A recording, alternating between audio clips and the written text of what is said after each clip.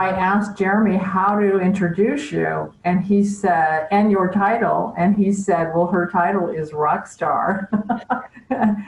And so so glad to meet Children's Village rock star. Thank you so much.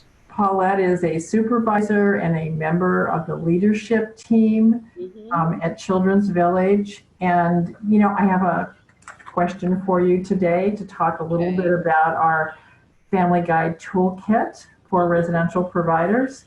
And it's, how has your lived experience as a credible messenger, as you call it at Children's Village, impacted your outcomes for youth and families? So I just want to kind of piggyback off of what Jeremy stated before. When I was removed from my home back in 1995, it was very unfortunate that my mom did not have a great relationship with my case planner.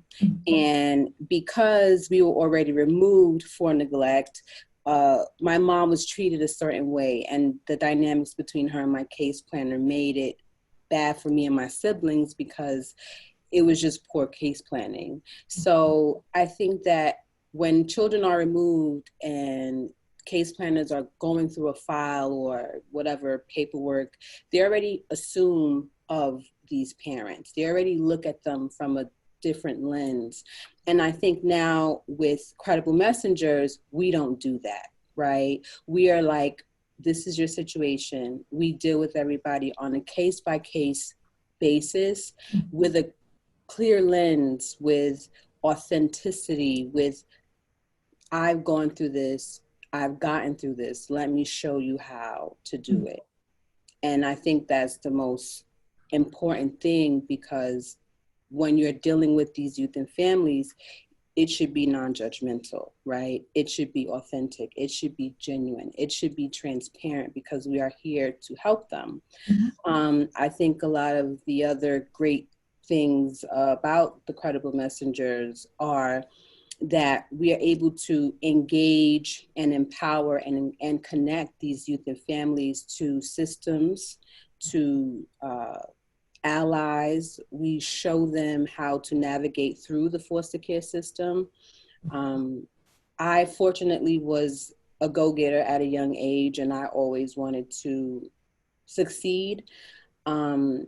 So I necessarily didn't need a peer navigator growing up. However, if this was something that was implemented back in 1995, maybe my siblings would be a little bit more successful than they are today.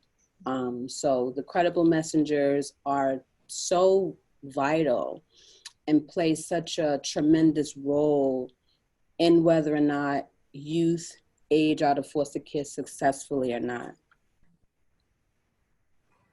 Well, I definitely hear what you said about the role of credible messenger being very similar to our role of family and parent partner or youth advocate that many agencies are finally now hiring.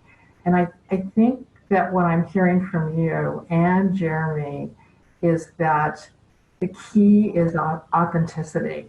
Yes. That you have a person that has walked in those shoes, that has had that experience. And who better to share with a caseworker like the one that you met many years ago, or the folks that, that as a peer you meet in residential, your clinicians, your direct care staff, to really be able to hear from someone who's walked in those shoes and who's lived that experience.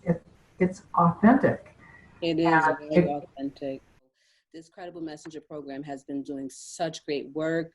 Hopefully other organizations will take on this wave, because this is where it's going. This is what's needed. This is what has been missing for the whole time that I've been in foster care and involved in the foster care agency here at the Children's Village, because I've been here for like 10 years now. So this is 20 years of social service work where I can say now we are getting it right. We are on the right direction. And what better way to end this video than with those words? Thank you so Thank you, much. Paulette. You Thank are you. so welcome. This was such a humbling experience.